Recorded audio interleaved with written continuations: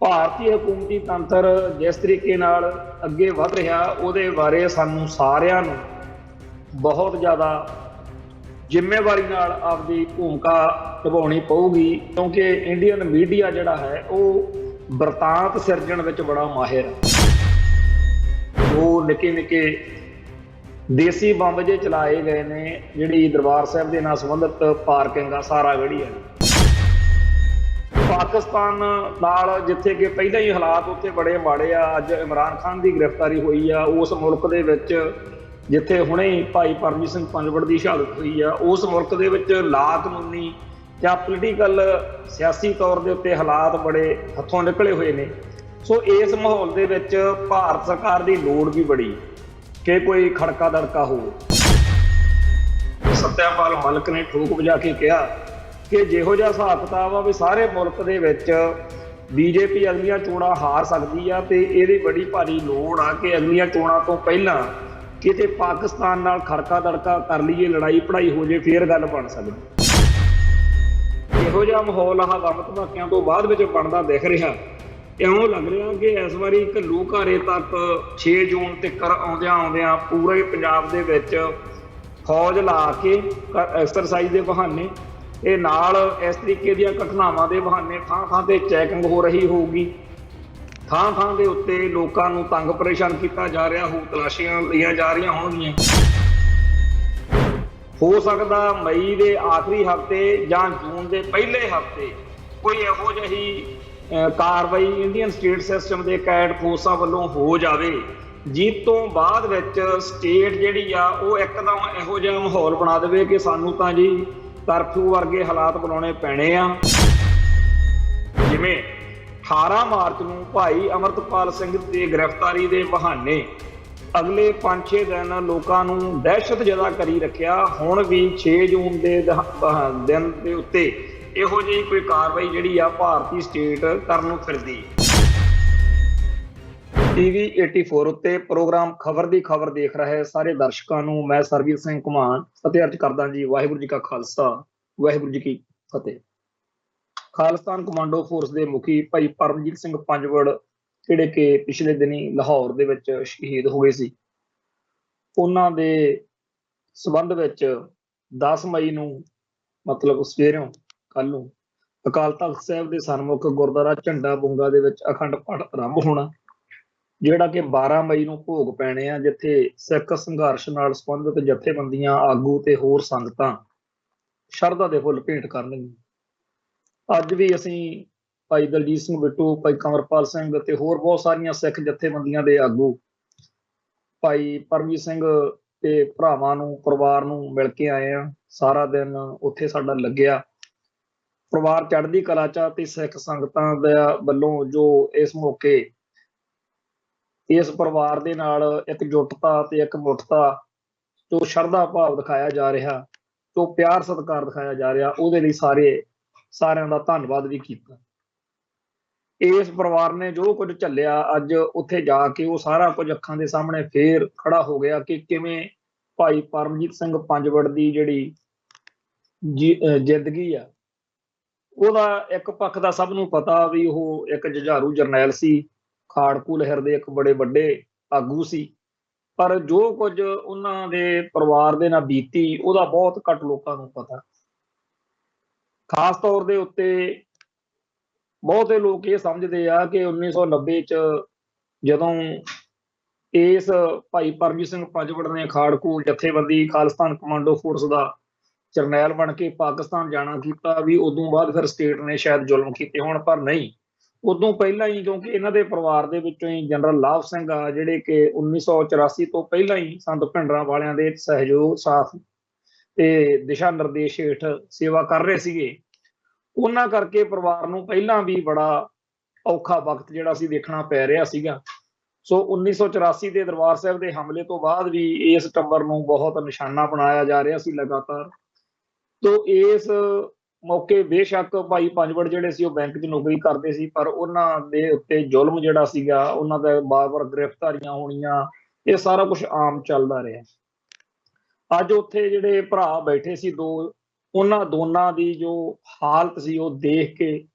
ਬੰਦਾ ਦਹਿਲ ਜਾਵੇ ਵੀ ਇੰਨੀ ਮਾੜੀ ਹਾਲਤ ਉਹਨਾਂ ਦੀ, ਕੁੱਟ ਕਟਾਪੇ ਨਾਲ ਸਰੀਰ, ਉਹ ਆਪਣੇ ਆਪ ਆਪਦੀ ਕਿਰਿਆ ਵੀ ਨਹੀਂ ਕਰ ਸਕਦੇ, ਉੱਠ ਕੇ ਤੁਰਨਾ ਫਿਰਨਾ ਜਾਂ ਕੋਈ ਗੱਲਬਾਤ ਕਰਨੀ ਬੜੀ ਔਖੀ ਆ ਉਹਨਾਂ ਨੂੰ। ਉਹ ਭਾਈ ਪਰਮਜੀਤ ਸਿੰਘ ਪੰਜਵੜ ਦੇ ਇੱਕ ਭਰਾ ਭਾਈ ਰਾਜਵਿੰਦਰ ਸਿੰਘ ਨੂੰ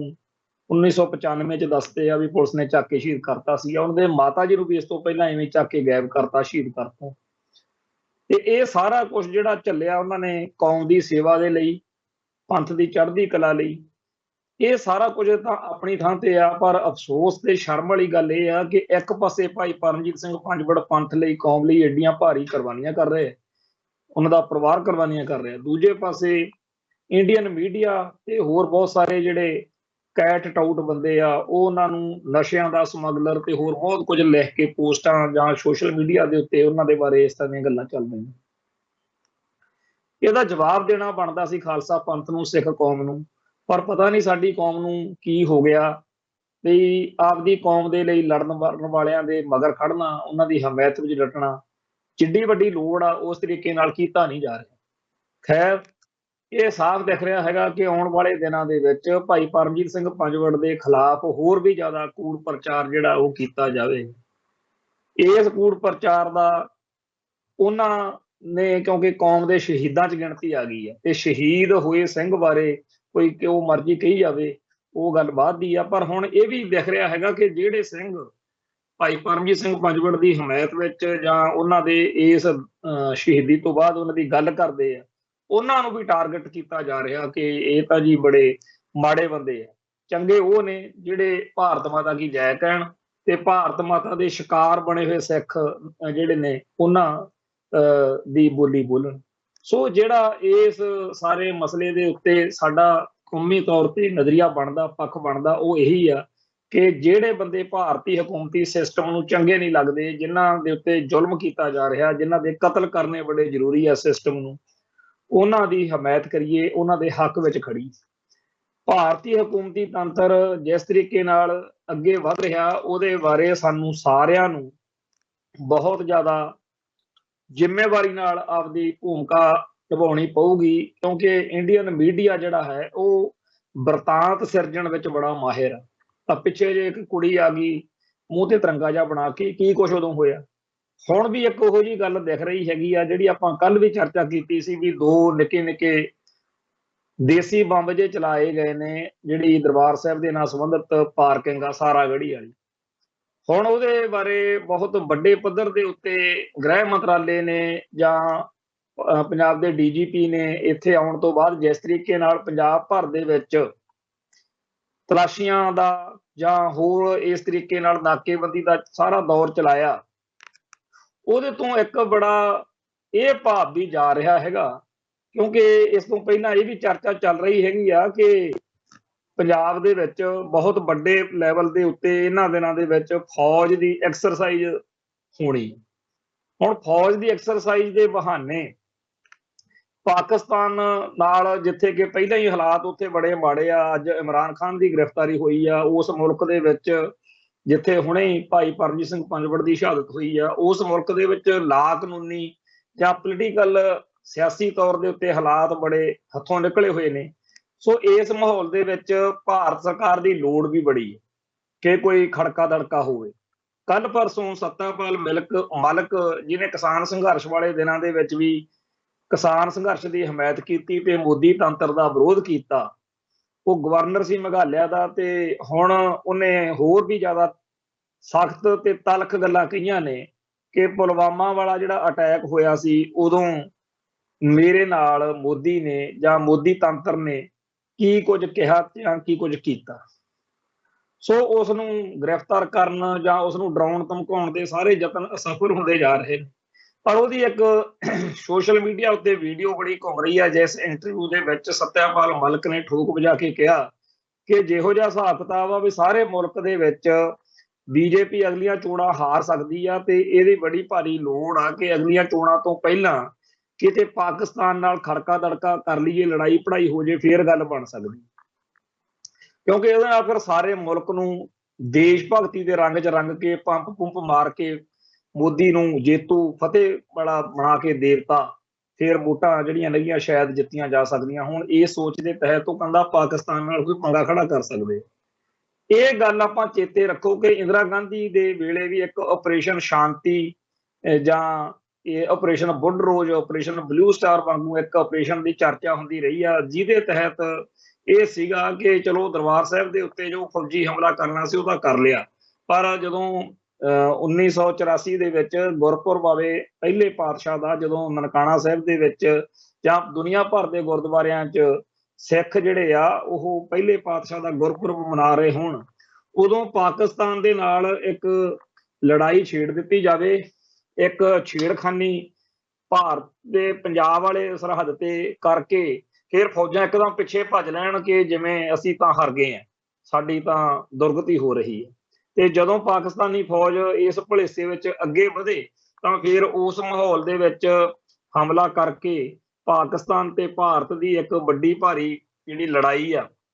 ਉਹ ਬਣਾ ਦਿੱਤੀ ਜਾਵੇ, ਤੇ ਨਾਲੇ ਉਸ ਮੌਕੇ ਸਾਰੇ ਭਾਰਤ ਦੇ ਲੋਕਾਂ ਨੂੰ ਭੜਕਾਇਆ ਜਾਵੇ ਕਿ ਦੇਖੋ 1984 ਦੇ ਦਰਬਾਰ ਸਾਹਿਬ ਦੇ ਹਮਲੇ ਤੋਂ ਭੜਕੇ ਹੋਏ ਸਿੱਖਾਂ ਨੇ ਪਾਕਿਸਤਾਨ ਦੀ ਫੌਜ ਨਾਲ ਰਲ ਕੇ ਪੰਜਾਬ ਦੇ ਵਿੱਚ ਬਹੁਤ ਵੱਡੇ ਪੱਧਰ ਤੇ ਬਗਾਵਤ ਕਰ ਦਿੱਤੀ ਆ। ਤੋ ਇਸ ਗੱਲ ਦੇ ਬਹਾਨੇ ਨਾਲੇ ਤਾਂ ਸਾਰੇ ਭਾਰਤ ਵਿੱਚ ਸਿੱਖਾਂ ਦਾ ਕਤਲੇਆਮ ਕਰਨਾ ਸੌਖਾ ਹੋ ਜੂ, ਤੇ ਨਾਲੇ ਪੰਜਾਬ ਦੇ ਵਿੱਚ ਇਹ ਗੱਲ ਡਾਕਟਰ ਸੰਗਤ ਸਿੰਘ ਤੇ ਹੋਰ ਬਹੁਤ ਸਾਰੇ ਲੋਕਾਂ ਨੇ ਆਪੋ ਆਪਣੇ ਢੰਗ ਤਰੀਕੇ ਨਾਲ ਕਿਤਾਬਾਂ 'ਚ ਦਰਜ ਕੀਤੀ। ਇਹ ਕਿੰਨੀ ਕੁ ਸੱਚੀ ਆ ਕਿੰਨੀ ਕੁ ਝੂਠੀ ਆ ਇਹ ਤਾਂ ਪਤਾ ਨਹੀਂ, ਪਰ ਲੋਕ ਇਹ ਕਹਿੰਦੇ ਆ ਕਿ ਜਦੋਂ ਇਸ ਗੱਲ ਦਾ ਪਤਾ ਲੱਗਿਆ ਤਾਂ ਸਰਦਾਰ ਬੇਅੰਤ ਸਿੰਘ ਤੇ ਸਰਦਾਰ ਸਤਵੰਤ ਸਿੰਘ ਹੋਣਾ ਨੇ ਇੰਦਰਾ ਗਾਂਧੀ ਗੱਡੀ ਚਾੜਤੀ, ਤੇ ਉਦੋਂ ਅਜੇ ਕੱਚੀ ਤਿਆਰੀ ਸੀ ਜਿਹੜਾ ਨਵੰਬਰ 84 ਚ ਸਿੱਖਾਂ ਦਾ ਕਤਲੇਆਮ ਹੋਇਆ। ਜੇ ਕਿਤੇ ਪੂਰੀ ਤਿਆਰੀ ਨਾਲ ਕੰਮ ਹੁੰਦਾ ਤਾਂ ਕਿੰਨਾ ਨੁਕਸਾਨ ਹੁੰਦਾ ਸਿੱਖ ਕੌਮ ਦਾ। ਸੋ ਇਸ ਤਰੀਕੇ ਦੇ ਆਪਰੇਸ਼ਨ ਜੋ ਇੰਦਰਾ ਗਾਂਧੀ ਵੇਲੇ ਕਾਂਗਰਸ ਪਾਰਟੀ ਕਰ ਸਕਦੀ ਆ, ਉਹੋ ਜਿਹੇ ਕੰਮ ਹੁਣ ਮੋਦੀ ਸਰਕਾਰ ਵੀ ਕਰ ਸਕਦੀ ਹੈ। ਜਿਸ ਤਰੀਕੇ ਦਾ ਮਾਹੌਲ ਆ, ਇਲੈਕਸ਼ਨਾਂ ਜਿੱਤਣੀਆਂ ਅਗਲਿਆਂ ਨੇ, ਉਹ ਕੋਈ ਵੀ ਸ਼ੋਸ਼ੇਬਾਜ਼ੀ ਕਰ ਸਕਦੇ, ਤੇ ਨੈਰੇਟਿਵ ਵਰਤਾਂਤ ਸਿਰਜਣਾ ਹੁੰਦਾ, ਮਾਹੌਲ ਬਣਾਉਣਾ ਹੁੰਦਾ ਮੀਡੀਆ 'ਚ, ਤੇ ਜਿਹੋ ਜਿਹਾ ਮਾਹੌਲ ਆਹ ਬੰਬ ਧਮਾਕਿਆਂ ਤੋਂ ਬਾਅਦ ਵਿੱਚ ਬਣਦਾ ਦਿਖ ਰਿਹਾ, ਇਉਂ ਲੱਗ ਰਿਹਾ ਕਿ ਇਸ ਵਾਰੀ ਘੱਲੂ ਘਾਰੇ ਤੱਕ 6 ਜੂਨ ਤੱਕ ਆਉਂਦਿਆਂ ਆਉਂਦਿਆਂ ਪੂਰੇ ਪੰਜਾਬ ਦੇ ਵਿੱਚ ਫੌਜ ਲਾ ਕੇ ਐਕਸਰਸਾਈਜ਼ ਦੇ ਬਹਾਨੇ ਤੇ ਨਾਲ ਇਸ ਤਰੀਕੇ ਦੀਆਂ ਘਟਨਾਵਾਂ ਦੇ ਬਹਾਨੇ ਥਾਂ ਥਾਂ ਤੇ ਚੈਕਿੰਗ ਹੋ ਰਹੀ ਹੋਊਗੀ, ਥਾਂ ਥਾਂ ਦੇ ਉੱਤੇ ਲੋਕਾਂ ਨੂੰ ਤੰਗ ਪਰੇਸ਼ਾਨ ਕੀਤਾ ਜਾ ਰਿਹਾ ਹੋਊ, ਤਲਾਸ਼ੀਆਂ ਲਈਆਂ ਜਾ ਰਹੀਆਂ ਹੋਣਗੀਆਂ। ਹੋ ਸਕਦਾ ਮਈ ਦੇ ਆਖਰੀ ਹਫ਼ਤੇ ਜਾਂ ਜੂਨ ਦੇ ਪਹਿਲੇ ਹਫ਼ਤੇ ਕੋਈ ਇਹੋ ਜਿਹੀ ਕਾਰਵਾਈ ਇੰਡੀਅਨ ਸਟੇਟ ਸਿਸਟਮ ਦੇ ਕੈਡ ਫੋਰਸਾਂ ਵੱਲੋਂ ਹੋ ਜਾਵੇ, ਜਿਸ ਤੋਂ ਬਾਅਦ ਵਿੱਚ ਸਟੇਟ ਜਿਹੜੀ ਆ ਉਹ ਇੱਕਦਮ ਇਹੋ ਜਿਹਾ ਮਾਹੌਲ ਬਣਾ ਦੇਵੇ ਕਿ ਸਾਨੂੰ ਤਾਂ ਜੀ ਕਰਫਿਊ ਵਰਗੇ ਹਾਲਾਤ ਬਣਾਉਣੇ ਪੈਣੇ ਆ, ਸਾਨੂੰ ਤਾਂ ਜੀ ਇੰਟਰਨੈਟ ਸੁਵਿਧਾ ਬੰਦ ਕਰਨੀ ਪੈਣੀ ਆ, ਤੇ ਸਾਨੂੰ ਤਾਂ ਥਾਂ ਥਾਂ ਦੇ ਉੱਤੇ ਬਹੁਤ ਵੱਡੇ ਪੱਧਰ ਤੇ ਫੌਜ ਲਾ ਕੇ ਪੁਲਿਸ ਲਾ ਕੇ ਲੋਕਾਂ ਦੇ ਉੱਤੇ ਜਿਹੜੇ ਹੈਗੇ ਛਾਪੇ ਮਾਰਨੇ ਪੈਣੇ ਆ, ਤਲਾਸ਼ੀ ਲੈਣੀ ਪੈਣੀ ਆ। ਇਹ ਸਾਰਾ ਕੁਝ ਕਰਨ ਨੂੰ ਜਸਟੀਫਾਈ ਕਰਨ ਦੇ ਲਈ ਵੀ ਅਸੀਂ ਕਿਉਂ ਇਹ ਕੰਮ ਕਰ ਰਹੇ ਹਾਂ, ਕੋਈ ਨਾ ਕੋਈ ਘਟਨਾ ਚਾਹੀਦੀ ਆ ਤੇ ਉਹ ਘਟਨਾ ਅਗਲੇ ਵਪਰਾ ਲੈਣਗੇ। ਤੋ ਇਸ ਚੀਜ਼ ਦੇ ਬਾਰੇ ਹੁਣ ਤੋਂ ਹੀ ਲੋਕਾਂ 'ਚ ਚਰਚਾ ਛਿੜੀ ਹੋਈ ਆ ਕਿ ਜਿਵੇਂ 18 ਮਾਰਚ ਨੂੰ ਭਾਈ ਅਮਰਤਪਾਲ ਸਿੰਘ ਦੀ ਗ੍ਰਿਫਤਾਰੀ ਦੇ ਬਹਾਨੇ ਅਗਲੇ 5-6 ਦਿਨ ਲੋਕਾਂ ਨੂੰ ਦਹਿਸ਼ਤ ਜਦਾ ਕਰੀ ਰੱਖਿਆ, ਹੁਣ ਵੀ 6 ਜੂਨ ਦੇ ਦਿਨ ਦੇ ਉੱਤੇ ਇਹੋ ਜਿਹੀ ਕੋਈ ਕਾਰਵਾਈ ਜਿਹੜੀ ਆ ਭਾਰਤੀ ਸਟੇਟ ਕਰਨ ਨੂੰ ਫਿਰਦੀ। ਤੋ ਇਹ ਜਿਹੜੀ ਧਮਾਕਿਆਂ ਵਾਲੀ ਘਟਨਾ ਸੀ, ਪਹਿਲੇ ਧਮਾਕੇ ਨੂੰ ਤਾਂ ਲੋਕਾਂ ਨੇ ਗੌਲਿਆ ਨਹੀਂ ਕਿਉਂਕਿ ਉਹ ਧਮਾਕਾ ਘੱਟ ਸੀ, ਧਮਾਕੀ ਜੀ ਸੀਗੀ। ਦੂਜੇ ਵਿੱਚ ਅੱਜ ਦੱਸਿਆ ਹੈਗਾ ਇਹਨਾਂ ਨੇ ਕਿ ਉਹ ਤਾਂ ਜੀ ਜਿਹੜਾ ਕੋਕਾ ਕੋਲਾ ਹੁੰਦਾ ਉਹਦਾ ਜਿਹੜਾ ਕੈਨ ਜਿਹਾ ਹੁੰਦਾ, ਇੱਕ ਤਾਂ ਬੋਤਲ ਆਉਂਦੀ ਆ ਨਾ ਕੋਕਾ ਕੋਲਾ ਦੀ ਕੋਲਡ ਡਰਿੰਕ ਦੀ, ਇੱਕ ਕੈਨ ਜੇ ਆਉਂਦੇ ਆ, ਉਹ ਕੈਨ ਦੇ ਵਿੱਚ ਕਹਿੰਦੇ ਆ ਵੀ ਪਟਾਸ਼ ਪਟੂਸ਼ ਪਾ ਕੇ ਬੰਬ ਚਲਾਇਆ ਗਿਆ ਵਾ। ਪਰ ਜਿੱਦਾਂ ਵੀ ਮਰਜ਼ੀ ਹੈ, ਇੱਥੇ ਬੜੇ ਕੈਮਰੇ ਕੂਮਰੇ ਲੱਗੇ ਹੋਏ ਨੇ ਤੇ ਦੋਸ਼ੀ ਜਿਹੜਾ ਸੀ ਉਹ ਫੜਿਆ ਜਾ ਸਕਦਾ, ਪਰ ਅਜੇ ਤੱਕ ਜੇ ਫੜਿਆ ਨਹੀਂ ਗਿਆ ਤਾਂ ਲੱਗਦਾ ਹੈਗਾ ਕਿ ਕੋਈ ਨਾ ਕੋਈ ਗੜਬੜ ਹੈਗੀ ਹੈ, ਜਾਂ ਜੇ ਫੜਿਆ ਵੀ ਜਾਵੇ ਤਾਂ ਉਹ ਕਿੱਥੋਂ ਆਇਆ, ਕਿਹਨੇ ਭੇਜਿਆ, ਕਿਉਂਕਿ ਜਿਵੇਂ ਇੱਥੇ ਪਹਿਲਾਂ ਬੇਅਦਬੀ ਦੇ ਕੇਸਾਂ 'ਚ ਹੁੰਦਾ ਰਿਹਾ ਕਿ ਬਾਅਦ 'ਚ ਕੋਈ ਸੁਣਵਾਈ ਕੋਈ ਪੁੱਛਗਿੱਛ ਜਿਹੜੀ ਆ ਉਹ ਨਹੀਂ ਹੁੰਦੀ, ਹੋ ਸਕਦਾ ਏਦਾਂ ਹੀ ਇਹ ਗੱਲ ਵੀ ਨਿਗਾਹ ਦਿੱਤੀ ਜਾਵੇ, ਫੜਨ ਤੋਂ ਬਾਅਦ ਉਹਨੂੰ ਕਹਿਣ ਕਿ ਠੀਕ ਆ ਜੀ ਇਹਨੇ ਸ਼ਰਾਰਤ ਕੀਤੀ ਹੈ। ਪਰ ਇਹ ਜਿਹੜਾ ਸਾਰਾ ਕੁਝ ਮਾਹੌਲ ਇੱਥੇ ਬਣ ਰਿਹਾ, ਇਹ ਦਿਖ ਰਿਹਾ ਹੈਗਾ ਕਿ ਆਉਣ ਵਾਲੇ ਦਿਨ ਜਿਹੜੇ ਨੇ ਉਹ ਸਿੱਖ ਕੌਮ ਲਈ ਕੋਈ ਬਹੁਤੇ ਵਧੀਆ ਨਹੀਂ ਹੈਗੇ, ਕਿਉਂਕਿ ਤਲਾਸ਼ੀਆਂ ਥਾਂ ਥਾਂ ਤੇ ਨਾਕੇਬੰਦੀ, ਛਾਪਾਮਾਰੀ, ਇੰਟਰਨੈਟ ਬੰਦ ਕਰਕੇ ਲੋਕਾਂ ਨੂੰ ਜਲੀਲ ਕਰਨਾ, ਇਹ ਹੁਣ ਸਿਸਟਮ ਲਈ ਕੋਈ ਬਹੁਤੀ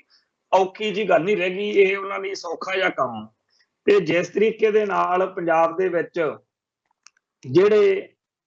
ਹਿੰਦੂ ਕੱਟੜਵਾਦ ਦੇ ਥੰਮ ਨੇ ਉਹਨਾਂ ਦਾ ਸਰੂਪ ਦੇਖ ਰਹੇ ਆ क्योंकि अज एक खबर आई है कि जिहड़ा गुरसिमरन मांडा लुधियाने वाला ਉਹਨੂੰ कहते पता नहीं XYZ कोई ਦਿੱਤੀ है जिहड़ी सिक्योरिटी आ भी ਉਹਨੂੰ बड़ा भारी खतरा। ਹੁਣ ਆਪਾਂ ਨੂੰ ਸਭ ਨੂੰ ਪਤਾ ਵੀ ਉਹ ਕਿੱਡੀ ਕੁ ਹੈਸੀਅਤ ਦਾ ਮਾਲਕ ਆ, ਪਰ ਉਹਨੂੰ ਬੜਾ ਬੱਬੂ ਕੱਟ ਬਣਾ ਕੇ ਦਿਖਾਇਆ ਜਾ ਰਿਹਾ। ਦੂਜੇ ਪਾਸੇ ਜਿਹੜੇ ਸ਼ਖਸ ਨੇ ਇੱਕ ਵਾਰੀ ਭਾਈ ਜਗਤਾਰ ਸਿੰਘ ਹਵਾਰਾ ਨਾਲ ਛੇੜਖਾਨੀ ਕਰਕੇ ਛਿੱਤਰ ਖਾਧੇ ਸੀ, ਉਹ ਵੀ ਇਹਨਾਂ ਦਿਨਾਂ ਦੇ ਵਿੱਚ ਬੜਾ ਭਗਤ ਬਣ ਕੇ ਦਿਖਾ ਰਿਹਾ ਹੈਗਾ ਵੀ ਸੂਰੀ ਦਾ ਕਤਲ ਹੋ ਗਿਆ ਜੀ, ਉਦੋਂ ਬਾਅਦ ਵਿੱਚ ਅਸੀਂ ਤਾਂ ਸਾਰੇ ਸੁਧਰ ਗਏ। ਹਕੀਕਤ ਵਿੱਚ ਇਹ ਸਾਰੇ ਦੇ ਸਾਰੇ ਲੋਕ ਲਾਂਬੂ ਲਾ ਕੇ ਸਿੱਖ ਨੌਜਵਾਨੀ ਨੂੰ ਜਿੱਥੇ ਲੈ ਆ ਚੁੱਕੇ ਨੇ, ਹੁਣ ਇਹਨਾਂ ਨੇ ਇਹ ਸ਼ੋਸ਼ੇਬਾਜ਼ੀਆਂ ਕਰਨੀਆਂ ਹੀ ਨੇ। ਪਰ ਇਹਦੇ ਸਾਰੇ ਮਾਹੌਲ ਦੇ ਵਿੱਚ ਜਿਹੜਾ ਆਮ ਆਦਮੀ ਪਾਰਟੀ ਦਾ ਰਵੱਈਆ ਉਹ ਬਹੁਤ ਹੀ ਜ਼ਿਆਦਾ ਨਿਰਾਸ਼ਾ ਵਾਲਾ। ਭਾਵੇਂ ਕਿ ਜਲੰਧਰ ਲੋਕ ਸਭਾ ਚੋਣਾਂ ਨੇ ਤੇ ਚੋਣਾਂ ਦੇ ਵਿੱਚ ਇਹਨਾਂ ਨੂੰ ਲੋਕਾਂ ਦੇ ਲਈ ਉਹ ਮਾਹੌਲ ਬਣਾਉਣਾ ਚਾਹੀਦਾ ਕਿ ਲੋਕ ਇਹਨਾਂ ਨੂੰ ਵੋਟਾਂ ਪਾਉਣ, ਪਰ ਦੀਪ ਸਿੱਧੂ ਦਾ ਜਾਂ ਨੰਗਲ ਅੰਬੀਆਂ ਵਾਲੇ ਸੰਦੀਪ ਦਾ ਕਤਲ ਹੋਇਆ, ਉਹਨਾਂ ਬਾਰੇ ਜੋ ਰਵੱਈਆ ਉਹ ਵੀ ਸਾਹਮਣੇ ਆਪਣੇ। ਤੇ ਹੁਣ ਸਿੱਧੂ ਮੂਸੇਵਾਲੇ ਦਾ ਪਿਓ ਇੱਥੇ ਵਿਚਾਰਾ ਪਿੱਟਦਾ ਫਿਰਦਾ ਕਿ ਮੈਨੂੰ ਇਨਸਾਫ ਨਹੀਂ ਮਿਲਿਆ। ਇਹਨਾਂ ਨੇ ਉਹਨੂੰ ਨਜ਼ਰਬੰਦ ਕਰਨ ਵਾਲੇ ਹਾਲਾਤ ਬਣਾਏ ਹੋਏ ਨੇ। ਕਹਿੰਦੇ ਨਹੀਂ ਹੈਗੇ ਵੀ ਅਸੀਂ ਨਜ਼ਰਬੰਦ ਕੀਤਾ ਹੋਇਆ, ਪਰ ਉਹਦੇ ਘਰ-ਬਾਰ ਦੇ ਆਲੇ-ਦੁਆਲੇ ਇੰਨੀ ਕੁ ਵੱਡੀ ਗਿਣਤੀ ਵਿੱਚ ਪੁਲਿਸ ਵਾਲੇ ਬਿਠਾ ਦਿੱਤੇ ਆ ਕਿ ਬਹੁਤ ਜਿਹੜਾ ਹੈਗਾ ਉਸ ਟੱਬਰ ਨੂੰ ਔਖਾ ਲੱਗਦਾ। ਜਦੋਂ ਕਿਸੇ ਦੇ ਘਰ ਦੇ ਆਲੇ-ਦੁਆਲੇ ਪੁਲਿਸ ਹੀ ਪੁਲਿਸ ਖੜੀ ਹੋਵੇ ਤਾਂ ਉਹ ਬੰਦਾ ਮਾਨਸਿਕ ਤੌਰ ਤੇ ਬਹੁਤ ਕਸ਼ਟ ਭੋਗਦਾ ਹੁੰਦਾ। ਸੋ ਇਹੋ ਜਿਹਾ ਹੀ ਕੁਛ ਇੱਥੇ ਅਸੀਂ ਦੇਖ ਰਹੇ ਹਾਂ ਕਿ ਹਰ ਬਹਾਨਾ ਕੋਈ ਵੀ ਬਣੇ, ਪੁਲਿਸ ਜਿਹੜੀ ਆ ਖਾਕੀ ਵਰਦੀ ਜਿਹੜੀ ਆ ਉਹਦੀ ਧਾਕ ਲੋਕਾਂ ਦੇ ਦਿਲ ਦਿਮਾਗ ਵਿੱਚ ਵਸਾਉਣ ਦਾ ਯਤਨ ਜਿਹੜਾ ਹੈਗਾ ਉਹ ਕੀਤਾ ਜਾਂਦਾ। ਸਿੱਧੂ ਮੂਸੇਵਾਲੇ ਦੇ ਪਰਿਵਾਰ ਦੇ ਉੱਤੇ ਇਹ ਜਿਹੜੇ ਪੁਲਿਸੀਆਂ ਦੀ ਏਡੀ ਵੱਡੀ ਕਿਰਪਾ ਹੋਈ ਆ, ਹੁਣ ਤੱਕ ਤਾਂ ਹੋਈ ਨਹੀਂ ਸੀ। ਹੁਣ ਕਹਿੰਦੇ ਸਾਨੂੰ ਰਾਖੀ ਦੀ ਲੋੜ ਆ। ਭਾਈ ਜਦੋਂ ਰਾਖੀ ਦੀ ਲੋੜ ਸੀ ਉਦੋਂ ਤਾਂ ਕੀਤੀ ਨਹੀਂ, ਨਾ ਸਿੱਧੂ ਮੂਸੇਵਾਲੇ ਦੀ ਕੀਤੀ ਤੇ ਨਾ ਉਹਦੇ ਪਿਓ ਦੀ। ਹੁਣ ਐਵੇਂ ਖਾਂ ਜਿਹੜੇ ਇਹ ਸ਼ੋਸ਼ੇਬਾਜ਼ੀਆਂ ਚੱਲ ਰਹੀਆਂ ਨੇ, ਅਸਲ ਵਿੱਚ ਨਿਸ਼ਾਨਾ ਇਹੀ ਹੈਗਾ ਕਿ ਹਰ ਇੱਕ ਸਿੱਖ ਦੇ ਮਨ ਵਿੱਚ ਹਿੰਦੁਸਤਾਨੀ ਹਕੂਮਤ ਦਾ ਟਹਿਰ ਜਿਹੜਾ ਹੈਗਾ ਉਹ ਭਰਨਾ। ਸੋ ਇਸ ਮਾਹੌਲ ਦੇ ਵਿੱਚ ਇੱਕ ਹੋਰ ਬੜੀ ਗੰਭੀਰ ਜਿਹੜੀ ਗੱਲ ਕਰਨ ਵਾਲੀ ਆ ਉਹ ਇਹ ਆ ਕਿ ਪਿੱਛੇ ਜੇ ਇੱਕ ਕਸ਼ਮੀਰ ਫਾਈਲਸ ਨਾਂ ਦੀ ਫਿਲਮ ਆਈ ਸੀ, ਜਿਹਦੇ ਵਿੱਚ ਕਸ਼ਮੀਰੀ ਪੰਡਤਾਂ ਦੇ ਬਹਾਨੇ ਮੁਸਲਮਾਨਾਂ ਦੇ ਖਿਲਾਫ ਨਫ਼ਰਤ ਪੈਦਾ ਕਰਨ ਦਾ ਯਤਨ ਕੀਤਾ ਗਿਆ ਸੀ। ਇਹ ਹੇਟ ਪੈਦਾ ਕਰਨੀ, ਨਫ਼ਰਤ ਪੈਦਾ ਕਰਨੀ, ਲੋਕ ਮਨਾਂ ਦੇ ਵਿੱਚ ਇਹ ਜਤਾਉਣਾ ਕਿ ਮੁਸਲਮਾਨ ਬਹੁਤ ਮਾੜੇ ਆ, ਇਹ ਇਸ ਫਿਲਮ ਦਾ ਮੁੱਖ ਏਜੰਡਾ ਸੀ। ਹੁਣ ਉਦਾਂ ਦੀ ਇੱਕ ਕੇਰਲਾ ਸਟੋਰੀ ਨਾਂ ਦੀ ਫਿਲਮ ਆਈ ਆ, ਜਿਹਦੇ ਉੱਤੇ ਤਾਮਿਲਨਾਡੂ, ਪੱਛਮੀ ਬੰਗਾਲ, ਰਾਜਸਥਾਨ ਸਮੇਤ ਹੋਰ ਕਈ ਸੂਬਿਆਂ ਨੇ ਬੈਨ ਲਾ ਦਿੱਤਾ ਹੈ। ਉਸ ਫਿਲਮ ਦਾ ਟ੍ਰੇਲਰ ਜਾਂ ਉਸ ਫਿਲਮ ਦਾ ਸਾਰਾ ਜਿਹੜਾ ਕੁਝ ਦੇਖ ਕੇ ਸਮਝ ਪੈਂਦੀ ਆ ਉਹ ਇਹ ਆ ਕਿ ਫਿਲਮ ਦੀ ਕਹਾਣੀ ਆ ਜਿਹੜੀ ਉਹ ਇਸ ਮਾਹੌਲ ਦੇ ਵਿੱਚ ਬਣਾਈ ਗਈ ਆ ਕਿ ਜਿਹੜੇ ਮੁਸਲਮਾਨ ਨੇ ਉਹ ਬਹੁਤ ਮਾੜੇ ਆ, ਜਿਹੜੇ ਕੇਰਲਾ ਦੀਆਂ ਕੁੜੀਆਂ ਨੂੰ, ਹਿੰਦੂਆਂ ਦੀਆਂ ਕੁੜੀਆਂ ਨੂੰ ਵਰਗਲਾ ਕੇ ਪੱਟ ਲੈਂਦੇ ਆ ਤੇ ਉਹਨਾਂ ਤੋਂ ਫਿਰ ਮਨੁੱਖੀ ਬੰਬ ਬਣਾਉਂਦੇ ਆ ਤੇ ਉਹਨਾਂ ਦੇ ਨਾਲ ਸਰੀਰਕ ਤੌਰ ਦੇ ਉੱਤੇ ਵੀ ਬਹੁਤ ਜ਼ਬਰ ਕੀਤਾ ਜਾਂਦਾ। ਹੁਣ ਇਹ ਗੱਲ ਫਿਲਮ ਦੇ ਰਾਹੀਂ ਜਿਸ ਤਰੀਕੇ ਨਾਲ ਪੇਸ਼ ਕੀਤੀ ਜਾ ਰਹੀ ਆ ਉਹਦੇ ਕਰਕੇ ਬਹੁਤ ਸਾਰੇ ਥਾਵਾਂ ਦੇ ਉੱਤੇ ਇਹਦਾ ਵਿਰੋਧ ਹੋ ਰਿਹਾ, ਕਿਉਂਕਿ ਭਾਰਤ ਵਿੱਚ ਵਸਣ ਵਾਲੇ ਸਾਰੇ ਦੇ ਸਾਰੇ ਮੁਸਲਮਾਨ ਏਦਾਂ ਦੇ ਨਹੀਂ ਹੈਗੇ। ਇਹ ਗੱਲ ਕਹਿਣ ਵਾਲੇ ਲੋਕ ਕਹਿੰਦੇ ਆ ਕਿ ਤੁਸੀਂ ਉਹਨਾਂ ਮੁਸਲਮਾਨਾਂ ਦੀਆਂ ਮੁਲਕ ਪ੍ਰਤੀ, ਦੇਸ਼ ਪ੍ਰਤੀ ਸੇਵਾਵਾਂ ਨੂੰ ਮੁੱਖ ਰੱਖਦੇ ਹੋਏ ਇਹੋ ਜਿਹੀਆਂ ਗੱਲਾਂ ਨਾ ਕਰੋ। ਪਰ ਭਾਗਵੇਂ ਬ੍ਰਿਗੇਡ ਨੇ ਆਪਣੇ ਏਜੰਡੇ ਤਹਿਤ ਸਾਰੇ ਭਾਰਤ ਵਿੱਚ ਹਿੰਦੂਆਂ ਅਤੇ ਮੁਸਲਮਾਨਾਂ ਦਾ ਧਰੁਵੀਕਰਨ ਕਰਨਾ, ਟਕਰਾਅ ਕਰਵਾਉਣਾ, ਦੰਗੇ ਕਰਵਾਉਣੇ ਆ, ਉਹਦੇ ਲਈ ਬੜਾ ਜ਼ਰੂਰੀ ਆ ਕਿ ਇਹ ਸਾਰਾ ਕੁਝ ਚੱਲੇ। ਹੁਣ ਇੱਥੇ ਜੇ ਅਸੀਂ ਸਿੱਖ ਨਜ਼ਰੀਏ ਤੋਂ ਗੱਲ ਕਰੀਏ ਤਾਂ ਇੰਗਲੈਂਡ ਦੇ ਵਿੱਚ ਬਹੁਤ ਵੱਡੀ ਸਮੱਸਿਆ ਆਈ। ਪੰਜਾਬ ਦੇ ਵਿੱਚ ਤਾਂ ਕਦੇ ਇਹ ਗੱਲ ਨਹੀਂ ਬਹੁਤੀ ਆ ਸਕੀ, ਪਰ ਇੰਗਲੈਂਡ ਦੇ ਵਿੱਚ ਸਾਡੇ ਸਿੱਖ ਭਾਈਚਾਰੇ ਨੂੰ ਇਹ ਸਮੱਸਿਆ ਆਈ ਕਿ ਬੋਲੀ ਦੀ ਸਾਂਝ ਅਤੇ ਸੱਭਿਆਚਾਰਕ ਸਾਂਝ ਹੋਣ ਕਰਕੇ ਜਿਹੜੇ ਪਾਕਿਸਤਾਨੀ ਮੁਸਲਮਾਨ ਨੇ ਉਹਨਾਂ ਨੇ ਉੱਥੇ ਕਹਿੰਦੇ ਆ ਵੀ ਗਰੂਮਿੰਗ ਗੈਂਗ ਬਣਾਏ ਹੋਏ ਨੇ ਜਿਹੜੇ ਸਿੱਖ ਕੁੜੀਆਂ ਨੂੰ ਟਾਰਗੇਟ ਕਰਦੇ ਆ, ਔਰ ਉਹਦੇ ਮੁਤਲਕ ਬਹੁਤ ਵੱਡੇ ਪੱਧਰ ਦੇ ਉੱਤੇ ਪਿਛਲੇ ਸਮੇਂ ਦੇ ਵਿੱਚ ਸਿੱਖ ਕੌਮ ਦੇ ਅੰਦਰ ਇੰਗਲੈਂਡ ਦੇ ਵਿੱਚ ਜਥੇਬੰਦੀਆਂ ਬਣਾ ਕੇ ਵਿਰੋਧ ਵੀ ਹੁੰਦਾ ਰਿਹਾ। ਹੁਣ ਇਹ ਗੱਲ ਜਦੋਂ ਇੰਗਲੈਂਡ ਵਾਲੀ ਸੁਣੀ ਲੋਕਾਂ ਨੇ ਜਾਂ ਉਸ ਤਰ੍ਹਾਂ ਦੀਆਂ ਹੋਰ ਘਟਨਾਵਾਂ ਵਾਪਰੀਆਂ, ਉਦੋਂ ਪੰਜਾਬ ਵਿੱਚ, ਕਿਉਂਕਿ ਅੱਜ ਵਾਲੇ ਸੋਸ਼ਲ ਮੀਡੀਆ ਦਾ ਦੌਰ, ਅੱਜ ਵਾਂਗੂ ਗੱਲ ਨਹੀਂ ਸੀ ਆਈ ਜਦੋਂ ਇਹ ਗੱਲ ਵੱਡੇ ਲੈਵਲ ਤੇ ਇੰਗਲੈਂਡ 'ਚ ਵਾਪਰ ਰਹੀ ਸੀ। ਪਰ ਜਦੋਂ ਇੱਕ ਘਟਨਾ ਇਹੋ ਜਿਹੀ ਕਸ਼ਮੀਰ ਵਿੱਚ ਵਾਪਰੀ, ਜਦੋਂ ਇੱਕ ਸਿੱਖ ਕੁੜੀ ਜਿਹੜੀ ਆ ਉਹਨੂੰ ਮੁਸਲਮਾਨ ਜਿਹੜਾ ਮੁੰਡਾ ਉਹ ਆਪਦੇ ਵਿਆਹ ਕਰਾਉਂਦਾ, ਨਿਕਾਹ ਕਰਾਉਂਦਾ, ਤੇ ਉਹ ਕਾਫੀ ਰੌਲਾ ਵਧਿਆ ਸੀ। ਉਸ ਤਰ੍ਹਾਂ ਦੀਆਂ ਘਟਨਾਵਾਂ ਦੇ ਪਿਛੋਕੜ ਦੇ ਵਿੱਚ ਲੋਕ ਹੁਣ ਚਰਚਾ ਕਰਨ ਲੱਗ ਪਏ ਆ ਕਿ ਇੰਡੀਅਨ ਮੀਡੀਆ ਵਾਲੇ, ਖਾਸ ਤੌਰ ਤੇ ਫਿਲਮੀ ਲਾਈਨ ਵਾਲੇ, ਇਹੋ ਜਿਹੀ ਕੋਈ ਫਿਲਮ ਸਿੱਖਾਂ ਬਾਰੇ ਵੀ ਬਣਾ ਸਕਦੇ ਆ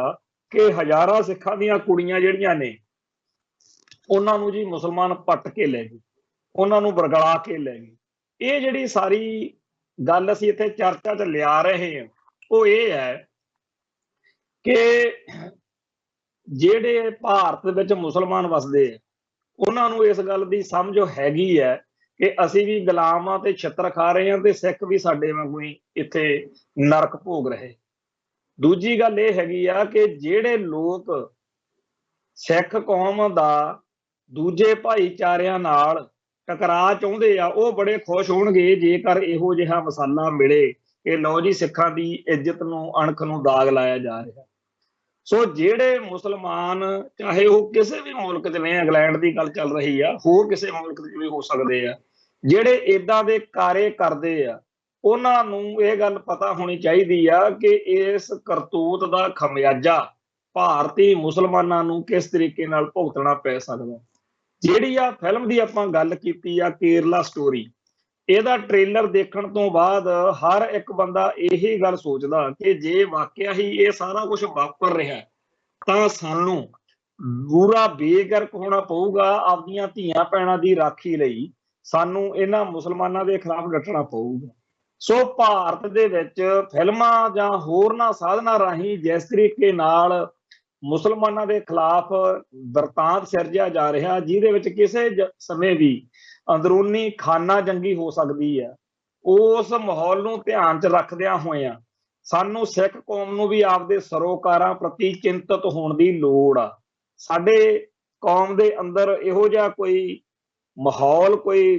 ਜਿਹੜੀ ਸਰਗਰਮੀ ਆ ਉਹ ਦਿਖ ਨਹੀਂ ਰਹੀ ਕਿ ਸਾਡੇ ਹਿੱਤ ਜਿਹੜੇ ਆ ਕਿਵੇਂ ਸੁਰੱਖਿਅਤ ਹੋਣ। ਕਹਿਣ ਤੋਂ ਭਾਵ ਇਹ ਕਿ ਸਾਨੂੰ ਸਾਡੀਆਂ ਸਿੱਖ ਬੱਚੀਆਂ ਨੂੰ ਸਾਰੇ ਸੰਸਾਰ ਦੇ ਵਿੱਚ ਹੀ ਕਿਵੇਂ ਆਪਣੀ ਰਾਖੀ ਕਰਨ ਦੇ ਲਈ, ਖਾਸ ਤੌਰ ਦੇ ਉੱਤੇ ਕਿਸੇ ਵੀ ਤਰ੍ਹਾਂ ਕਿਸੇ ਵੀ ਹੋਰ ਤੋਂ ਵਰਗਲਾਏ ਜਾਣ ਤੋਂ ਬਚਣ ਦੇ ਲਈ ਕੀ ਕੁਝ ਕਰਨਾ ਚਾਹੀਦਾ, ਉਹ ਕਦੇ ਅਸੀਂ ਏਜੰਡੇ ਤੇ ਨਹੀਂ ਲਿਆਂਦਾ। ਸੋ ਵਕਤ ਆ ਰਿਹਾ ਹੈ ਕਿ ਜਿਵੇਂ ਅੱਜ ਮੁਸਲਮਾਨਾਂ ਦੇ ਤੇ ਹਿੰਦੂਆਂ ਦੇ ਕਲੇਸ਼ ਕਰਾਉਣ ਦੇ ਲਈ ਇਹ ਫਿਲਮਾਂ ਬਣ ਰਹੀਆਂ ਨੇ, ਪਹਿਲਾਂ ਕਸ਼ਮੀਰ ਫਾਈਲਸ ਆਈ, ਹੁਣ ਕੇਰਲਾ ਸਟੋਰੀ ਆਈ, ਇਵੇਂ ਦੀਆਂ ਕਰਤੂਤਾਂ ਹੋਰ ਵੀ ਹੋ ਸਕਦੀਆਂ ਨੇ ਜਿਨ੍ਹਾਂ ਦੇ ਤਹਿਤ ਪੰਜਾਬ ਨੂੰ ਜਾਂ ਪੰਥ ਨੂੰ ਟਾਰਗੇਟ ਕੀਤਾ ਜਾ ਸਕਦਾ। ਸੋ ਸਾਡਾ ਸਾਰਿਆਂ ਦਾ ਇਹ ਫਰਜ਼ ਬਣਦਾ ਕਿ ਹੁਣ ਤੋਂ ਹੀ ਇਸ ਮਸਲੇ ਪ੍ਰਤੀ ਆਪਣਾ ਨਜ਼ਰੀਆ, ਆਪਣੇ ਆਪ ਨੂੰ ਸਪਸ਼ਟ ਜਿਹੜਾ ਹੈਗਾ ਉਹ ਕਰੀਏ। ਅਸੀਂ ਇਹ ਗੱਲ ਫੇਰ ਕਹਿੰਦੇ ਆ ਕਿ ਇੰਡੀਅਨ ਸਟੇਟ ਕੋਲੇ ਬਹੁਤ ਸਾਧਨ ਆ। ਮੈਂ ਜਦੋਂ ਰਾਮਾਇਣ, ਮਹਾਭਾਰਤ ਤੇ ਹੋਰ ਹਿੰਦੂ ਗ੍ਰੰਥਾਂ ਵੱਲ ਧਿਆਨ ਕਰਦਾ ਤਾਂ ਮੈਂ ਇਹ ਦੇਖਦਾ ਕਿ ਸਦੀਆਂ ਪਹਿਲਾਂ ਉਹਨਾਂ ਕੋਲ ਕਿੰਨਾ ਵੱਡਾ ਇਸ ਤਰੀਕੇ ਦਾ ਹਿਸਾਬ ਕਿਤਾਬ ਸੀ ਜਿਹਦੇ ਨਾਲ ਉਹ ਆਪਦੀ ਕੌਮ ਦੇ ਹਿਸਾਬ ਨਾਲ ਗੱਲਾਂ ਲਿਖ ਸਕਦੇ ਸੀ। ਉਹਨਾਂ ਨੇ ਪੁਰਾਤਨ ਸਾਰੇ ਗ੍ਰੰਥਾਂ ਦੇ ਵਿੱਚ, ਪੁਰਾਣਾਂ 'ਚ ਜਾਂ ਹੋਰਨਾਂ ਥਾਵਾਂ ਤੇ, ਹਰ ਇੱਕ ਥਾਂ ਦੇ ਉੱਤੇ ਆਰੀਅਨ ਨਸਲ ਨੂੰ ਹੀਰੋ, ਨਾਇਕ ਤੇ ਸਹੀ ਦਰਸਾਇਆ। ਤੇ ਜਿਹੜੇ ਜਿਹੜੇ ਲੋਕਾਂ ਨੇ ਆਰੀਅਨ ਨਸਲ ਦਾ ਵਿਰੋਧ ਕੀਤਾ ਜਾਂ ਭਾਰਤ ਵਿੱਚ ਉਹਨਾਂ ਦੇ ਹਿੱਤਾਂ ਦੇ ਖਿਲਾਫ ਡਟੇ, ਉਹਨਾਂ ਸਾਰਿਆਂ ਨੂੰ ਬਹੁਤ ਹੀ ਭੈੜੇ ਪੱਧਰ ਦੇ ਖਲਨਾਇਕ ਦਰਸਾ ਦਿੱਤਾ ਕਿ ਇਹ ਤਾਂ ਜੀ ਰਾਖਸ਼ਸ ਸੀਗੇ, ਤਾਂ ਬਹੁਤ ਮਾੜੇ ਸੀ। ਸੋ ਜਦੋਂ ਅਜੇ ਅੱਜ ਵਾਲਾ ਸਮਾਂ ਨਹੀਂ ਸੀ, ਜਦੋਂ ਪੁਰਾਤਨ ਵੇਲਾ ਸੀ, ਜਦੋਂ ਗ੍ਰੰਥਾਂ ਰਾਹੀਂ ਕੋਈ ਗੱਲ ਕਰਨੀ ਕਰਾਉਣੀ ਸੀ, ਅਗਲਿਆਂ ਨੇ ਤਾਂ ਉਦੋਂ ਫੱਟੇ ਚੱਕਤੇ। ਜਿਹੜੇ ਨਾਇਕ ਸੀ, ਜਿਹੜੇ ਇਸ ਧਰਤੀ ਲਈ ਲੜੇ, ਜਿਹੜੇ ਇਸ ਧਰਤੀ ਦੇ ਅਸਲ ਵਾਰਸ ਸੀ, ਉਹਨਾਂ ਮੂਲ ਵਾਸੀਆਂ ਨੂੰ ਤਾਂ ਰਾਖਸ਼ ਕਹਿਤਾ ਤੇ ਆਪਦੇ ਆਪ ਨੂੰ ਦੇਵੀ ਦੇਵਤੇ ਬਣਾ ਲਿਆ। ਤੇ ਜਿਹੜੇ ਲੋਕ ਸਦੀਆਂ ਪਹਿਲਾਂ ਇਸ ਤਰੀਕੇ ਦੇ ਹਿਸਾਬ ਕਿਤਾਬ ਕਰ ਸਕਦੇ ਆ ਤੇ ਅੱਜ ਦੇ ਸਮੇਂ ਦੇ ਵਿੱਚ ਉਹਨਾਂ ਕੋਲੇ ਫਿਲਮਾਂ, ਟੈਲੀਵਿਜ਼ਨ ਦੇ ਸੀਰੀਅਲ, ਅਖਬਾਰਾਂ, ਮੈਗਜ਼ੀਨ, ਸੋਸ਼ਲ ਮੀਡੀਆ, ਬੜੇ ਉਹਨਾਂ ਕੋਲੇ ਸਾਧਨ ਨੇ ਜਿਨ੍ਹਾਂ ਰਾਹੀਂ ਉਹ ਕਿਸੇ ਵੀ ਵੇਲੇ ਕਿਸੇ ਵੀ ਕੌਮ ਨੂੰ ਆਪਦੀ ਮਰਜ਼ੀ ਦੀ ਸਥਿਤੀ ਵਿੱਚ ਲਿਆ ਸਕਦੇ ਆ ਤੇ ਉਹਦਾ ਉਹ ਘਾਣ ਕਰਾ ਸਕਦੇ ਆ। ਸੋ ਸਾਡੀ ਕੌਮ ਨੂੰ ਵੀ ਇਸ ਪਾਸੇ ਧਿਆਨ ਦੇਣ ਦੀ ਲੋੜ ਆ, ਕਿਉਂਕਿ ਲਗਾਤਾਰ ਇਹ ਚੀਜ਼ ਵਾਪਰ ਰਹੀ ਆ ਕਿ ਸਾਡੀ ਕੌਮ ਨੂੰ ਟਾਰਗੇਟ ਕੀਤਾ ਜਾ ਰਿਹਾ। ਤੇ ਸਾਡੀ ਕੌਮ ਦੇ ਪਹਿਲਾਂ ਵੀ 1978 ਤੱਕ 1978 ਤੋਂ ਲੈ ਕੇ 84 ਤੱਕ ਸਾਨੂੰ ਭੜਕਾਇਆ ਗਿਆ, ਸਾਨੂੰ ਧੱਕ ਕੇ ਖੁੰਝੇ ਲਾਇਆ ਗਿਆ ਔਰ ਸਾਡੇ ਤੇ ਜ਼ਬਰ ਕੀਤਾ ਗਿਆ, ਜਿਹਦੇ ਬਾਅਦ ਵਿੱਚ ਸਿੱਖਾਂ ਕੋਲੇ ਜੂਨ 84 ਤੇ ਨਵੰਬਰ 84 ਤੋਂ ਬਾਅਦ ਸਿੱਖਾਂ ਕੋਲੇ ਕੋਈ ਰਾਹ ਹੀ ਨਹੀਂ ਸੀ ਬਚਿਆ। ਤੇ ਖਾਲਿਸਤਾਨ ਦੇ ਨਾਂ ਦੇ ਉੱਤੇ ਜੋ ਸਰਗਰਮੀ ਚੱਲ ਰਹੀ ਸੀ ਉਹਦੇ ਤਹਿਤ ਕੀ ਕੀਤਾ ਗਿਆ ਕਿ ਖਾੜਕੂਵਾਦ ਦਬਾਉਣਾ ਜੀ ਇਹ ਟੈਰੋਰਿਜ਼ਮ ਆ, ਇਹ ਕਹਿ ਕੇ ਹਜ਼ਾਰਾਂ ਬੇਦੋਸ਼ੇ ਸਿੱਖਾਂ ਦਾ ਕਤਲੇਆਮ ਹੋਇਆ ਸੀ। ਸੋ ਅੱਜ ਦੀ ਤਰੀਕ ਵਿੱਚ ਭਾਰਤੀ ਹਕੂਮਤੀ ਸਿਸਟਮ ਇਹ ਸਾਰੀ ਚਾਲ ਫੇਰ ਖੇਡਣ ਦੀ ਤਿਆਰੀ ਕਰਦਾ ਜਾ ਰਿਹਾ। ਜਿਹੜਾ ਆਹ ਘਟਨਾਕ੍ਰਮ ਵਾਪਰ ਰਿਹਾ ਪੰਜਾਬ 'ਚ ਛਾਪੇਮਾਰੀਆਂ ਦਾ ਜਾਂ ਓੜਾਂ ਦੇ ਉੱਤੇ ਨਾਕੇ ਲਾ ਕੇ ਲੋਕਾਂ ਨੂੰ ਤਲਾਸ਼ੀਆਂ ਲੈਣ ਦਾ, ਇਹ ਉਸੇ ਗੱਲ ਦੇ ਵਿੱਚੋਂ ਇੱਕ ਚੀਜ਼ ਲੱਗਦੀ ਹੈ। ਪਿਛਲੇ ਸੰਘਰਸ਼ ਵਿੱਚ ਜਿਹੜੇ ਸੱਟ ਜਾਂ ਜਿਹੜੇ ਜ਼ਖਮ ਸਾਨੂੰ ਮਿਲੇ ਉਹਨਾਂ ਦਾ ਤਾਂ ਅਜੇ ਇਲਾਜ ਨਹੀਂ ਹੋਇਆ। ਬਹੁਤ ਸਾਰੇ ਸਿੰਘ ਜਿਹੜੇ ਉਦੋਂ ਦੇ ਨਜ਼ਰਬੰਦ ਨੇ ਉਹਨਾਂ ਦੀਆਂ ਰਿਹਾਈਆਂ ਤਾਂ ਹੋਣੀਆਂ ਨਹੀਂ, ਪਰ ਭਾਈ ਅਮਰਤਪਾਲ ਸਿੰਘ ਵਾਲੇ ਵਰਤਾਰੇ ਤੋਂ ਲੈ ਕੇ ਅੱਗੇ ਜੇ ਦੇਖਿਆ ਜਾਵੇ ਤਾਂ ਲਗਾਤਾਰ ਹੋਰ ਨਵੀਆਂ ਗ੍ਰਿਫਤਾਰੀਆਂ ਜਿਹੜੀਆਂ ਨੇ ਜਿਨ੍ਹਾਂ ਲਈ ਪੰਥ ਹੁਣ ਲੜਦਾ ਫਿਰੇ ਉਹ ਜ਼ਰੂਰ ਹੋ ਚੁੱਕੀਆਂ ਨੇ। ਸੋ ਇੱਥੇ ਅਸੀਂ ਇਹ ਗੱਲ ਦੱਸ ਕੇ ਅੱਗੇ ਵਧਣਾ ਚਾਹਾਂਗੇ ਕਿ ਭਾਈ ਲਖਵਿੰਦਰ ਸਿੰਘ ਜਿਹੜੇ ਕਿ ਪੰਜਾਬ ਦੇ ਬੁੱਚੜ ਮੁੱਖ ਮੰਤਰੀ ਬੇਅੰਤ ਸਿੰਘ ਨੂੰ ਸੋਧਾ ਲਾਉਣ ਵਾਲੇ ਕਾਂਡ ਵਿੱਚ ਉਮਰ ਕੈਦ ਭੁਗਤ ਰਹੇ ਨੇ, ਉਹਨਾਂ ਦਾ ਅਦਾਲਤ ਵਿੱਚ ਐਡਵੋਕੇਟ ਜਸਪਾਲ ਸਿੰਘ ਮੰਝਪੁਰ ਹੁਣਾਂ ਵਾਲੀ ਟੀਮ ਵੱਲੋਂ ਕੇਸ ਲਾਇਆ ਗਿਆ ਸੀ ਪੱਕੀ ਪੈਰੋਲ ਦਾ। ਸੋ ਉਹਨਾਂ ਦੀ ਪੱਕੀ ਜ਼ਮਾਨਤ ਦੇ ਆਰਡਰ ਹੋ ਗਏ ਨੇ। ਇੱਥੇ ਇਹ ਚੇਤੇ ਰਹੇ ਕਿ ਇਹਨਾਂ ਸਾਰਿਆਂ ਦੇ ਰਿਹਾਈ ਦੇ ਲਈ ਜਿਹੜੀ ਪਹਿਲੋਂ ਆਮ ਰੂਟੀਨ ਦੀ ਹੁੰਦੀ ਹੈ ਸਰਗਰਮੀ ਉਹ ਚੱਲ ਰਹੀ ਸੀ, ਉਹ ਭਾਈ ਗੁਰਮੀਤ ਸਿੰਘ ਇੰਜੀਨੀਅਰ ਦੀ ਵੀ ਚੱਲੀ, ਉਹ ਲਖਵਿੰਦਰ ਸਿੰਘ ਦੀ ਵੀ ਚੱਲੀ ਤੇ ਹੋਰਾਂ ਦੀ ਵੀ ਕਈਆਂ ਦੀ ਚੱਲ ਰਹੀ ਆ। ਉਹਦੇ ਤਹਿਤ ਅੱਜ ਅਦਾਲਤ ਨੇ ਆਰਡਰ ਜਿਹੜੇ ਆ ਉਹ ਇਕੱਲੇ ਭਾਈ ਲਖਵਿੰਦਰ ਸਿੰਘ ਦੇ ਕੀਤੇ ਆ ਪੱਕੀ ਪੈਰੋਲ ਦੇ। ਹੁਣ ਜਿਹੜਾ ਡੀਸੀ ਦਫ਼ਤਰ ਦੇ ਰਾਹੀਂ ਰਿਪੋਰਟ ਜਾਣੀ ਹੁੰਦੀ ਆ ਕਿ ਜੀ ਇਹਦੀ ਪੈਰੋਲ ਤੇ ਇਤਰਾਜ਼ ਹੈ ਜਾਂ ਨਹੀਂ, ਉਹ ਕੀ ਜਾਂਦੀ ਆ ਉਹ ਬਾਅਦ ਦੀ ਗੱਲ ਆ। ਜਿਵੇਂ ਭਾਈ ਗੁਰਮੀਤ ਸਿੰਘ ਦਾ ਕੇਸ ਇਹਨਾਂ ਨੇ ਖਰਾਬ ਕੀਤਾ ਸੀ, ਹੁਣ ਵੈਸੇ ਪਤਾ ਲੱਗਿਆ ਹੈਗਾ ਕਿ ਆਹ ਇਲੈਕਸ਼ਨਾਂ ਦਾ ਝਟਕਾ ਜਿਹੜਾ ਨੂੰ ਮਿਲਿਆ ਉਹਦੇ ਵਿੱਚ ਕਈ ਸਿਆਸੀ ਪੱਧਰ ਦੇ ਉੱਤੇ ਆਮ ਆਦਮੀ ਪਾਰਟੀ ਨਾਲ ਸੰਬੰਧਿਤ ਆਗੂਆਂ ਨੇ ਇਹ ਗੱਲ ਮੰਨੀ ਆ ਕਿ ਸਾਨੂੰ ਭਾਈ ਗੁਰਮੀਤ ਸਿੰਘ ਦੀ ਜਾਂ ਹੋਰ ਇਹੋ ਜਿਹੇ ਮਸਲਿਆਂ ਤੇ ਗੜਬੜ, ਸਾਡੀ ਪ੍ਰੋਫੈਸਰ ਭੁੱਲਰ ਵਾਲੇ ਮਸਲੇ ਤੇ ਵੀ ਇਹ ਸਾਨੂੰ ਜਿਹੜੀ ਨੁਕਸਾਨਦਾਇਕ ਸਿੱਧ ਹੋ ਰਹੀ ਆ। ਸੋ ਹੁਣ ਇਹ ਲੱਗਦਾ ਹੈਗਾ ਕਿ ਜੇਕਰ ਦੁਬਾਰਾ ਪ੍ਰੋਫੈਸਰ ਭਾਈ ਗੁਰਮੀਤ ਸਿੰਘ ਇੰਜੀਨੀਅਰ ਵਾਲੀ ਜਿਹੜੀ ਆ ਪੈਰੋਲ ਦੀ ਅਰਜੀ ਉਹ ਦੁਬਾਰਾ ਆਈ ਤਾਂ ਸਰਕਾਰ ਉਹਨੂੰ ਓਕੇ ਕਰ ਦੂਗੀ, ਪਰ ਇੱਕ ਵਾਰੀ ਇਹਨਾਂ ਨੇ ਪੂਰਾ ਨੰਨਾ ਉਹਦੇ ਚ ਪਾਤਾ ਸੀਗਾ। ਖੈਰ ਹੁਣ 2 ਲੱਖ ਦੀ ਪੈਰੋਲ ਜਿਹੜੀ ਆ 2 ਲੱਖ ਰੁਪਏ ਦੀ ਜ਼ਮਾਨਤ ਦੇਣੀ ਪਊਗੀ, ਬਾਂਡ ਭਰਨੇ ਪੈਣਗੇ। ਉਸ ਤੋਂ ਬਾਅਦ ਭਾਈ ਲਖਵਿੰਦਰ ਸਿੰਘ ਪੱਕੀ ਪੈਰੋਲ ਤੇ ਜਿਹੜਾ ਹੈਗਾ ਰਿਹਾ ਹੋ ਜਾਣਗੇ। ਉਹਨਾਂ ਟਾਈਮ ਲਈ ਰਿਹਾ ਰਹਿਣਗੇ ਜਦੋਂ ਤੱਕ ਇਸ ਪੈਰੋਲ ਦਾ ਕੋਈ ਨਵਾਂ ਇਹਦੇ ਚ ਟਵਿਸਟ ਨਹੀਂ ਆ ਜਾਂਦਾ। ਹੋ ਸਕਦਾ ਕਿ ਕਿਸੇ ਪਲ ਸਟੇਟ ਜਿਹੜੀ ਆ ਉਹ ਕੋਈ ਗੜਬੜ ਕਰੇ ਤੇ ਪੈਰੋਲ ਜਿਹੜੀ ਹੈਗੀ ਆ ਰੱਦ ਹੋ ਜਾਵੇ। ਕੋਈ 100 ਰਾਹ ਅਗਲੇ ਕੱਢ ਸਕਦੇ ਜਦੋਂ ਤੰਗ ਕਰਨਾ ਹੋਵੇ ਸਿੱਖਾਂ ਨੂੰ। ਜਿਵੇਂ ਸਾਰਿਆਂ ਨੂੰ ਲੱਗਦਾ ਸੀਗਾ ਕਿ ਗੁਰੂ ਨਾਨਕ ਸਾਹਿਬ ਜੀ ਦੇ ਪ੍ਰਕਾਸ਼ ਪੁਰਬ ਦੀ ਸ਼ਤਾਬਦੀ ਮੌਕੇ ਜਿਹੜਾ ਐਲਾਨ ਹੋ ਗਿਆ ਹੁਣ ਤਾਂ ਪ੍ਰੋਫੈਸਰ ਭੁੱਲਰ ਹੋਣੇ ਆਏ ਲਓ, ਪਰ ਆਪਣੇ ਸਾਹਮਣੇ ਆ। ਇਵੇਂ ਹੀ ਇੱਕ ਵਾਰੀ ਸਾਡੇ ਨਾਭੇ ਜੇਲ੍ਹ ਤੋਂ ਭਾਈ ਲਾਲ ਸਿੰਘ ਦੀ ਰਿਹਾਈ ਹੋ ਗਈ, ਉਹ ਘਰੇ ਆ ਵੀ ਗਏ ਪਰ ਉਹਨਾਂ ਨੂੰ ਦੁਬਾਰਾ ਸੱਦਾ ਆ ਗਿਆ ਵੀ ਆਓ ਜੀ ਇੱਧਰ। ਤੋ ਇਹੋ ਜਿਹੀਆਂ ਕਈ ਘੁੰਮਣ ਘੇਰੀਆਂ ਅਸੀਂ ਦੇਖ ਚੁੱਕੇ ਹਾਂ, ਇਸ ਕਰਕੇ ਇੱਕੋ ਦਮ ਜਕਾਰੇ ਛੱਡਣ ਵਾਲੀ ਗੱਲ ਆਪਾਂ ਨਾ ਕਰੀਏ। ਪਰ ਇੰਨੀ ਕੁ ਤਸੱਲੀ ਜ਼ਰੂਰ ਆ ਕਿ ਭਾਈ ਲਖਵਿੰਦਰ ਸਿੰਘ ਜਿਹੜੇ ਆ ਉਹਨਾਂ ਦੀ ਪੱਕੀ ਪੈਰੋਲ ਜਿਹੜੀ ਆ ਉਹ ਹਾਈ ਕੋਰਟ ਦੇ ਵਿੱਚੋਂ ਮਨਜ਼ੂਰ ਹੋ ਗਈ ਆ। ਤੇ ਅਗਲਾ ਇਹਦੇ ਨਾਲ ਜੁੜਿਆ ਹੋਇਆ ਗੱਲ ਇਹ ਹੈਗੀ ਆ ਕਿ ਹੁਣ ਇਸੇ ਆਧਾਰ ਦੇ ਉੱਤੇ ਇਸ ਕੇਸ ਨਾਲ ਸੰਬੰਧਿਤ ਭਾਈ ਗੁਰਮੀਤ ਸਿੰਘ ਅਤੇ ਭਾਈ ਸ਼ਮਸ਼ੇਰ ਸਿੰਘ ਵੀ ਲਾਹਾ ਲੈ ਸਕਣਗੇ, ਉਹਨਾਂ ਦੀ ਪੱਕੀ ਪੈਰੋਲ ਵੀ ਹੋ ਸਕਦੀ ਹੈ। ਤੇ ਨਾਲ ਦੀ ਨਾਲ ਇਹ ਗੱਲ ਵੀ ਇੱਥੇ ਦੱਸਣੀ ਚਾਹਾਂਗੇ ਕਿ ਭਾਈ ਲਖਵਿੰਦਰ ਸਿੰਘ ਦੇ ਬਾਰੇ ਪਿਛਲੇ ਦਿਨਾਂ ਦੇ ਵਿੱਚ ਇੱਕ YouTube ਚੈਨਲ ਦੇ ਰਾਹੀਂ ਇਹ ਸਾਨੂੰ ਸਮਝ ਲੱਗੀ ਗੱਲ ਕਿ ਜਦੋਂ ਕਰੋਨਾ ਦਾ ਕਾਲ ਚੱਲਿਆ ਉਦੋਂ ਉਹ ਪੈਰੋਲ ਤੇ ਸੀ। ਉਹਨਾਂ ਨੇ ਇੱਥੇ ਅੰਮ੍ਰਿਤਸਰ ਦੇ ਵਿੱਚ ਇੱਕ ਬੀਬੀ ਨਾਲ ਆਨੰਦ ਕਾਰਜ ਵੀ ਕਰਵਾ ਲਏ ਆ, ਭਾਵੇਂ ਕਿ ਇਹ ਗੱਲ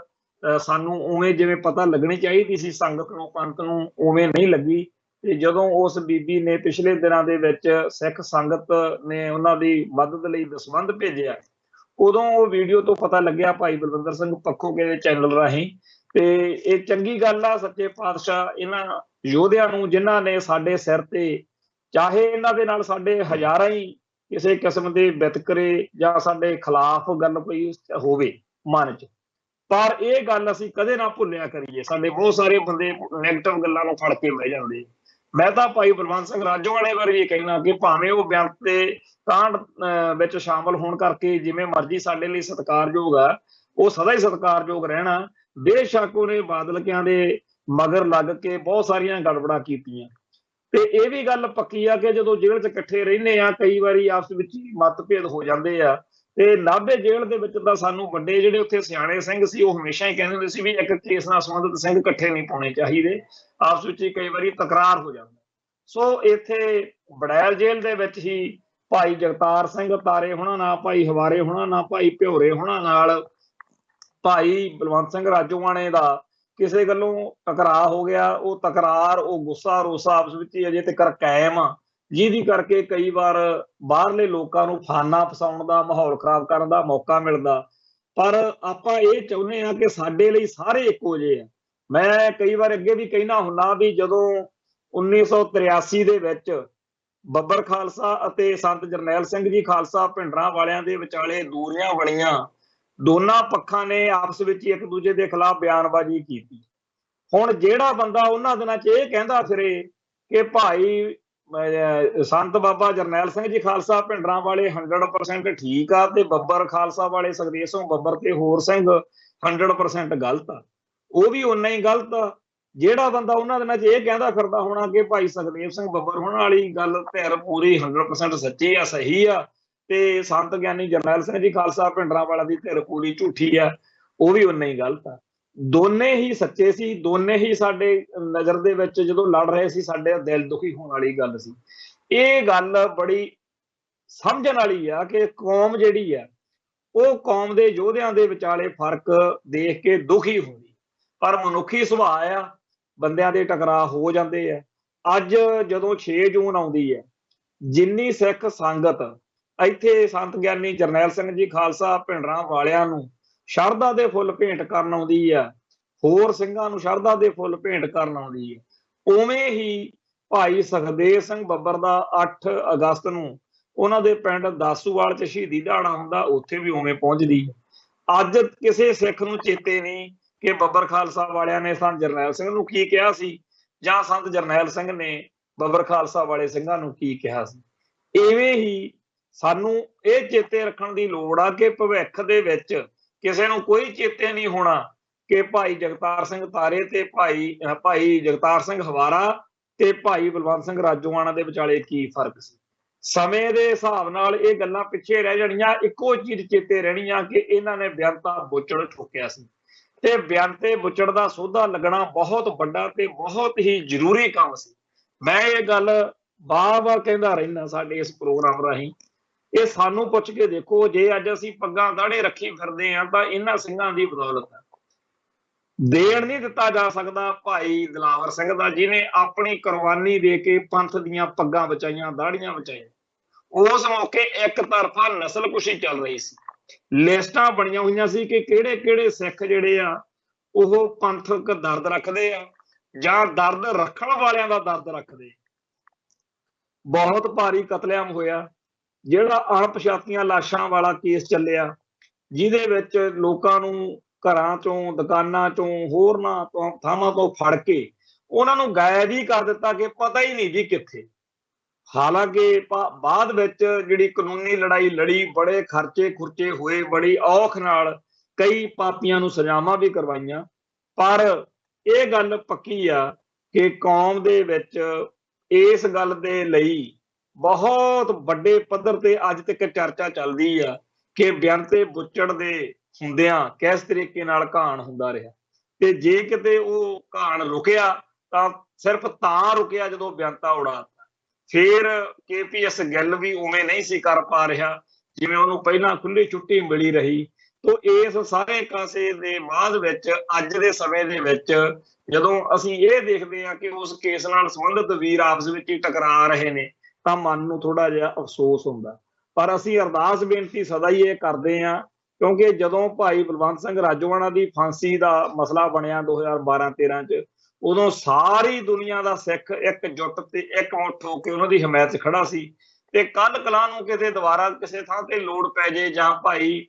ਜਗਤਾਰ ਸਿੰਘ ਹਵਾਰੇ ਲਈ ਲੋੜ ਪੈ ਜੇ ਉਦੋਂ ਵੀ ਕੌਮ, ਕਿਉਂਕਿ ਕੌਮ ਸਾਰਿਆਂ ਨੂੰ, ਕੌਮ ਦੇ ਤਾਂ ਸਾਰੇ ਇੱਕੋ ਜਿਹੇ ਬੱਚੇ ਆ ਨਾ, ਸਾਰੇ ਇੱਕੋ ਜਿਹਾ ਪਿਆਰ ਕਰਦੇ, ਧੀਆਂ ਪੁੱਤ ਨੇ ਪੰਥ ਦੇ। ਸੋ ਅਸੀਂ ਇਹ ਬੇਨਤੀ ਕਰਦੇ ਹਾਂ ਕਿ ਭਾਈ ਲਖਵਿੰਦਰ ਸਿੰਘ ਤੇ ਹੋਰ ਜਿਹੜੇ ਸਿੰਘ ਨੇ ਉਹਨਾਂ ਦੀ ਬਾਹ ਫੜਨੀ ਚਾਹੀਦੀ ਆ, ਉਹਨਾਂ ਦਾ ਸਾਥ ਸਹਿਯੋਗ ਦੇਣਾ ਚਾਹੀਦਾ। ਉਹਨਾਂ ਦੇ ਨੁਕਸਾਂ ਦੀ ਗੱਲ ਸੁਣਾ ਸੁਣਾ ਕੇ ਉਹਨੇ ਐ ਕਿਹਾ ਸੀ, ਉਹਨੇ ਉਹ ਕਿਹਾ ਸੀ, ਭਾਈ ਜੇ ਕਿਸੇ ਨੂੰ ਭਾਈ ਬਲਵੰਤ ਸਿੰਘ ਰਾਜੋਆਣਾ ਦੀ ਗੱਲ ਨਹੀਂ ਚੰਗੀ ਲੱਗਦੀ ਉਹ ਭਾਈ ਗੁਰਮੀਤ ਸਿੰਘ ਦੇ ਨਾਲ ਖੜ ਜਾਵੇ, ਜੇ ਕਿਸੇ ਨੂੰ ਭਾਈ ਗੁਰਮੀਤ ਸਿੰਘ ਪਸੰਦ ਨਹੀਂ ਉਹ ਭਾਈ ਲਖਵਿੰਦਰ ਸਿੰਘ ਦੀ ਮਦਦ ਕਰ ਦੇਵੇ, ਜੇ ਕਿਸੇ ਨੂੰ ਭਾਈ ਲਖਵਿੰਦਰ ਸਿੰਘ ਪਸੰਦ ਨਹੀਂ ਉਹ ਇਹਨਾਂ ਚੋਂ ਕਿਸੇ ਹੋਰ ਨੂੰ ਭਾਈ ਸ਼ਮਸ਼ੇਰ ਸਿੰਘ, ਤਾਂ ਜਿਹਦੇ ਹਰੇਕ ਬੰਦੇ ਨੂੰ ਕੋਈ ਤਾਂ ਪਸੰਦ ਆਉਂਦਾ ਹੀ ਹੋਊਗਾ। ਤਾਂ ਸਾਡੇ ਸਾਰਿਆਂ ਦੇ ਵਿੱਚ ਇਹ ਭਾਵਨਾ ਹੋਣੀ ਚਾਹੀਦੀ ਆ ਕਿ ਅਸੀਂ ਇਹਨਾਂ ਯੋਧਿਆਂ ਦਾ ਦੇਣ ਨਹੀਂ ਦੇ ਸਕਦੇ, ਅਸੀਂ ਇਹਨਾਂ ਦੀ ਮਦਦ ਕਰਨੀ ਆ, ਅਸੀਂ ਇਹਨਾਂ ਦੇ ਦਸਵੰਧ ਭੇਜਣਾ। ਇਹ ਇਸ ਕਰਕੇ ਜ਼ਰੂਰੀ ਆ ਕਿਉਂਕਿ ਜਿਨ੍ਹਾਂ ਦਿਨਾਂ ਦੇ ਵਿੱਚ ਆਪਾਂ ਕਮਾਈਆਂ ਕੀਤੀਆਂ, ਆਪਾਂ ਪੜ੍ਹਨ ਲਿਖਣ ਵੱਲ ਧਿਆਨ ਦੇ ਕੇ ਡਿਗਰੀਆਂ ਹਾਸਲ ਕੀਤੀਆਂ, ਅੱਜ ਪੈਸੇ ਕਮਾਉਂਦੇ ਆ, ਉਹਨਾਂ ਦਿਨਾਂ ਦੇ ਵਿੱਚ ਇਹ ਬੰਦੇ ਸਾਡੇ ਲਈ ਜੇਲ੍ਹ 'ਚ ਬੈਠੇ ਸੀ। ਜਿਹੜੀ ਇਹਨਾਂ ਨੇ ਜੇਲ੍ਹ ਕੱਟੀ ਆ ਕੋਈ ਭੁੱਖੀ ਵੇਚ ਕੇ ਜਾਂ ਕੋਈ ਮਾੜੀ ਗੱਲ ਵਿੱਚ ਨਹੀਂ ਕੀਤੀ, ਇਹਨਾਂ ਨੇ ਪੰਥ ਲਈ ਕੱਟੀ ਆ ਤੇ ਪੰਥ ਦਾ ਇਹ ਫਰਜ਼ ਬਣਦਾ ਕਿ ਇਹਨਾਂ ਦਾ ਸਾਥ ਸਹਿਯੋਗ ਦਿੱਤਾ ਜਾਵੇ। ਸੋ ਜਿੱਥੇ ਭਾਈ ਲਖਵਿੰਦਰ ਸਿੰਘ ਦੀ ਪੈਰੋਲ ਲਈ ਉਹਨਾਂ ਨੂੰ ਮੁਬਾਰਕਬਾਦ ਦਿੰਦੇ ਆ, ਉੱਥੇ ਖਾਲਸਾ ਪੰਥ ਨੂੰ ਇਹ ਬੇਨਤੀ ਕਰਦੇ ਆ ਕਿ ਇਹਨਾਂ ਪਰਿਵਾਰਾਂ ਦੀ ਖਬਰਸਾਰ ਜਿਹੜੀ ਆ ਉਹ ਜ਼ਰੂਰ ਲਈ ਜਾਵੇ।